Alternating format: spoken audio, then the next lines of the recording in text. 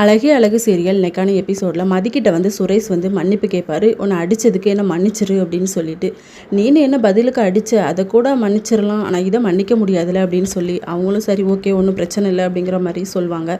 இன்னொரு பக்கம் மலரோட மாமியார் வந்து அவங்க கிட்ட வந்து பேசிக்கிட்டு இருப்பாங்க. ரேவதி இப்போ ஓகேவா அப்படின்னு சொல்லிட்டு, ஓகே தான் அத்தை, நீங்கள் கவலைப்படாதீங்க அப்படின்னு சொல்லி. அதுக்கப்புறம் அக்கம் பக்கத்தில் ஒரு அக்கா வந்து வந்திருப்பாங்க. உங்கள் வீட்டில் எதுவும் பிரச்சனையா, அவங்க பொண்ணு வேறங்க வந்திருக்கா, உங்கள் மாப்பிள்ளை வந்திருந்து நேற்று ஒரே சத்தம் அப்படின்னு சொல்லிட்டு, எங்கள் வீட்டில் எந்த பிரச்சனையும் இல்லை, உனக்கு என்ன இப்போ சண்டை வரணுமா, போங்கடி வந்துருவாளுங்க அப்படின்னு சொல்லி திட்டி விட்டுறாங்க. அதுக்கப்புறம் மதி வந்து கிச்சனில் இருந்து சமைச்சிட்டு இருக்கும்போது மலரோட மாமனார் வந்து சொல்லிக்கிட்டு இருப்பார் சுரேஷ்கிட்ட, நம்ம ரேவதியை வந்து அவங்க மாமனார் வீட்டுக்கு அமுச்சு விடணும் அப்படின்னு சொல்லிட்டு.